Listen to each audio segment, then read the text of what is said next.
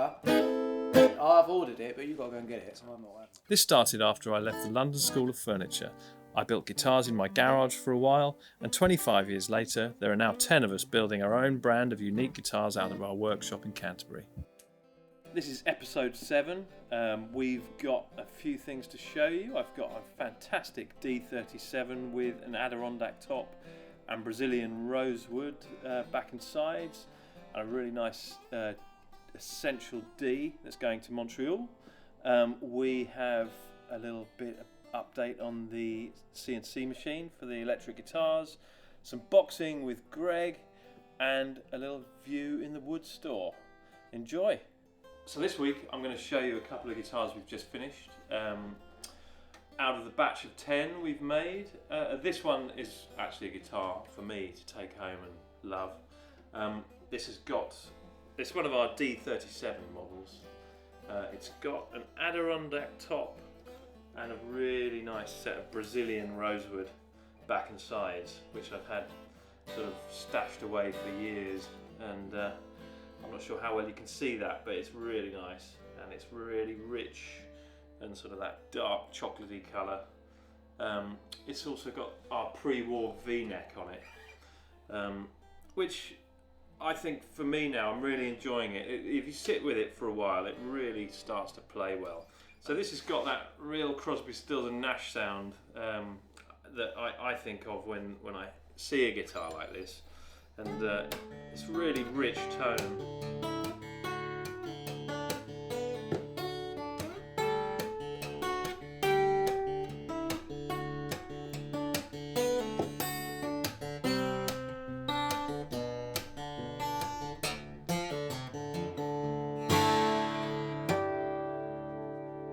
Yeah, it's really sweet, it's really powerful, and it's got our aged finish, and for this one we've done a really thin finish. It's probably about 5 coats of lacquer, so you can really see the grain sort of in it, but also deep down you can see the crazing.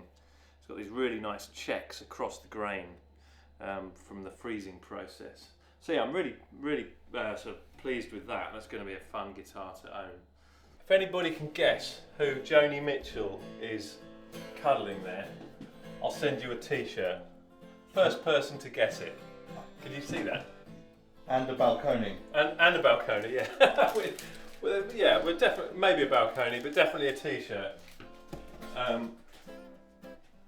Yeah, she's hugging somebody. That guitar might give it away for some of you, if you know that sort of thing. There's Stephen Stills, wonderful genius. Randy Newman. Do you like Randy Newman? Yeah. Yeah. Short people. Has everyone had their Balconi this morning? No. There's your Balconi. Oh, thanks, boss. Have you had your Balconi? Thank you. There you go. Lovely. Right. New Rush calendar.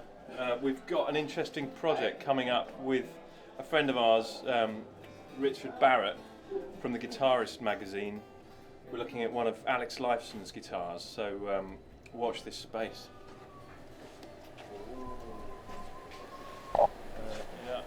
Right. So what I'm going to show you is the progress on the new CNC machine.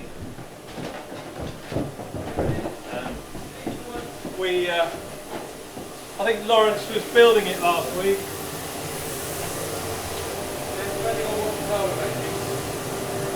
So it's all sort of nearly ready to go. We've had it plastered. Look at that new room. So really you need a room for each CNC. So yeah, we've had a couple of issues. The card inside the machine hasn't worked, so they've just sent us a new one over. So hopefully that'll be up and running by the end of the day. Fingers crossed. And then we'll be making more electrics. So this is the wood store. We've been asked to cut by a couple of people on the YouTube channel whether we could show them the wood store. At the moment we're just waiting for quite a large order to come in, so it's a little bit depleted, but I'll show you a little bit of what we've got in here. We've got Sitka spruce tops, so they come in, you're right there, right? They come in from, these come from Alaska, these tops. These are pretty nice tops. They're sort of quite tight grained.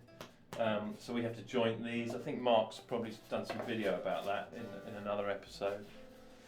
Here we've got a few Adirondack tops. So this is from the Adirondacks in New York, but these are really sought after tops, and we use these on our pre-war guitars, and we've also got a new J43 reserve model that we're using those on. So they're pretty cool. We've got mahogany back and sides. We've got in here we've got some koa. These are really wild koa sets.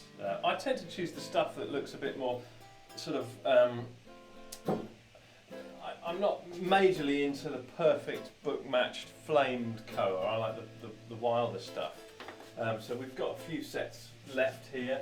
It's getting really difficult to get hold of. So we're sort of using it when we can. Somewhere I've got some nice bird's eye maple, which may be. Oh yeah, here's some bird's eye. We're just making a Hawaiian Master for Forsyths in Manchester. But yeah, that's really nice stuff. We'll often use that on some of the sloped shoulder guitars with a sunburst, and yeah, it looks super. So yeah, bird's eye maple, flame maple. We're just waiting for our delivery. This is our sort of blank neck stock. Usually that's right up here, so we've got a load of necks just coming in next week. And then they get sawn into this sort of rough form here. So we'll take one of these blocks and you'll get 2 necks out of it. And yeah, that's African mahogany. It's all been dried in kilns, and actually the supplier we use uses a vacuum dryer. So yeah, and then we have the next level, which is we'll route the faces, ready to put the head veneers on. That's the neck pile. Here I've got Indian rosewood. We use a lot of Indian rosewood for our 37 models. They're a popular model for us. So on a Dreadnought or an OM, that works really well. We've got, what else have we got? We've got ebony fingerboards. So African ebony fingerboards. We always try and keep as much of that in stock as possible and have it sitting in here for quite a long time. We've got Indian rosewood fingerboards. So a lot of our sloped shoulder models have this at the moment. We've got so those are bridge blanks. Don't know if anyone's ever seen these in their raw form, but we've got a lot of those there. And then we've got this is our sort of nice stash of Madagascan rosewood, which is kind of thought of as the closest thing to Brazilian rosewood. So yeah, there's not a lot of this around, so I'm not sure how much longer we'll be using that. I don't think there's any Madagascan rosewood coming out of Madagascar anymore. It's all been looked after, so this stuff's been around in over here for a long time. Yeah, what else have we got? We've got Madagascan bridges and fretboards. We try and keep this room at a really sort of good temperature and humidity level to keep it as dry as possible. I think for now that's kind of. Was there anything else stashed away? Oh, this is interesting. Here's a question for anyone. I, for the life of me, can't remember what this is. So if anyone knows what that is, please let us know. I need to do some more research, but yeah, it's kind of lightweight.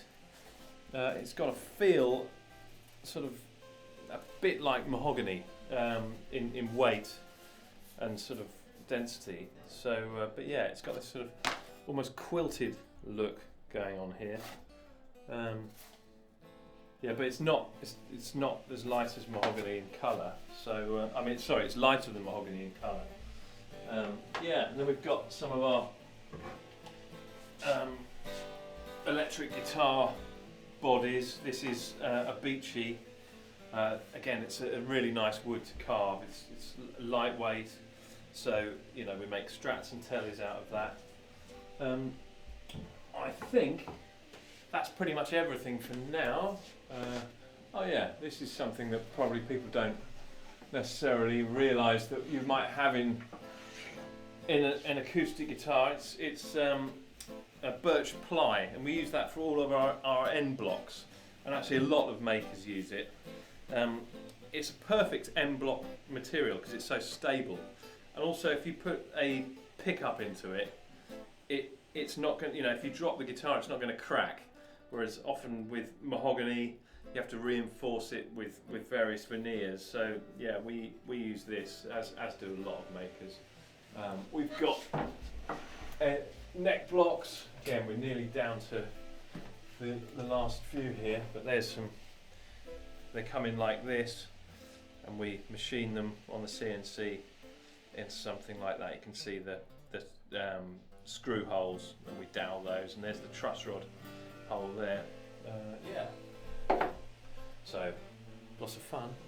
The next guitar that we've finished this week is for a guy over in Montreal, and he wanted an Essential D, but it's got a couple of extra little things that we don't do that much, and this is the first one of these. It's got a 45mm nut, which is 1 3/4 inch width at the top, but it's also got the V-neck as well. So we now offer a dreadnought with a wider nut and the V-neck. It's got the sort of classic vintage through bridge as well. The saddle's just sort of sitting there in that classic way, so that looks really cool as well. But it's also got some light aging, and we're getting asked more and more to do this sort of bordering on a relic, and we're sort of starting to do a bit more of it because it's so popular. So this guitar, it's got light relicing around the top and a bit on the back. In fact, he's asked us to do this a little bit more, so we're going to take it up a notch as well. But yeah, this guitar's got a super sound.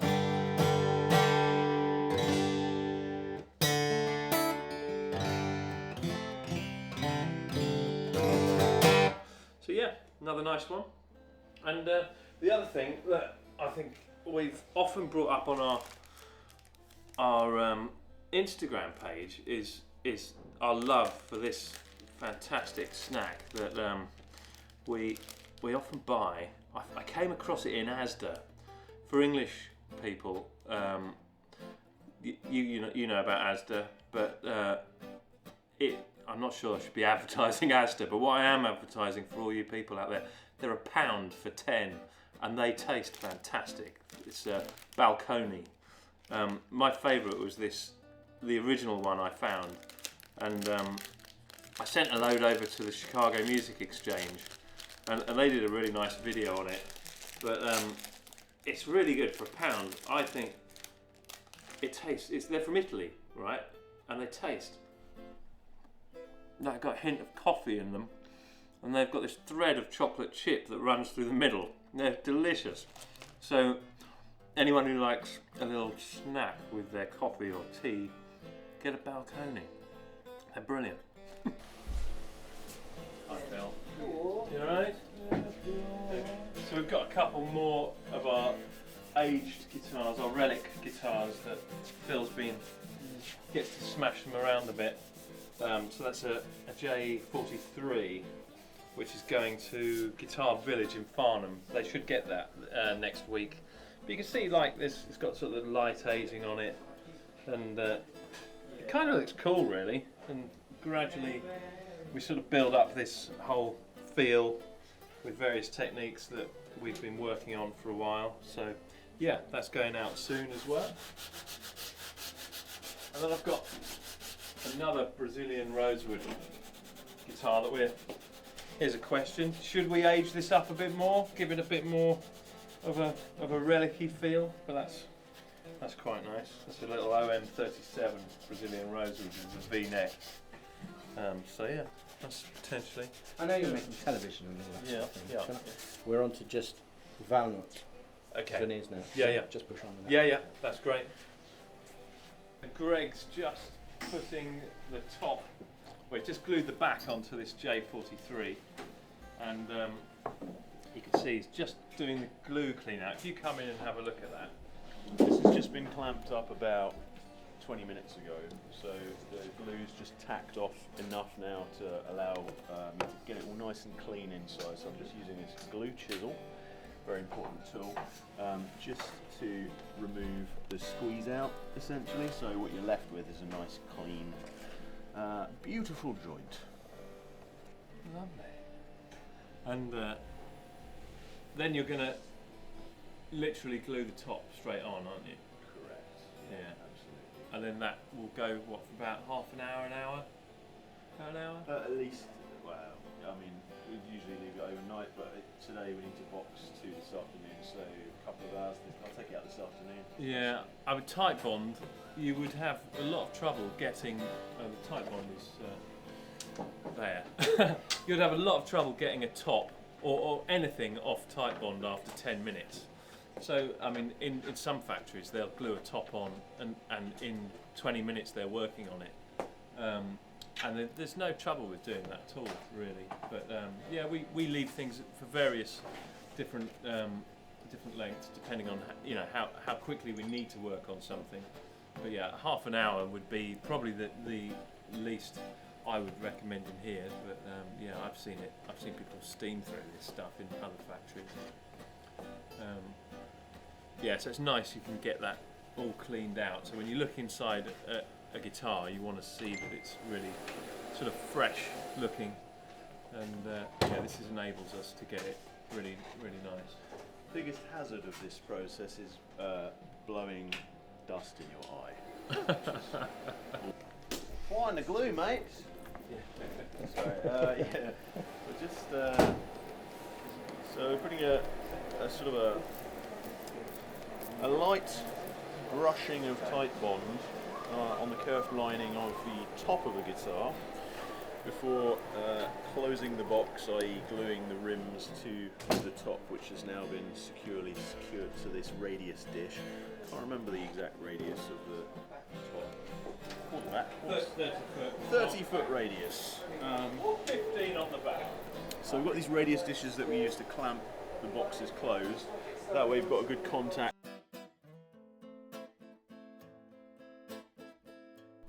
I hope you enjoyed the video. If you did, please subscribe to us on YouTube, follow us on Instagram, and like us on Facebook.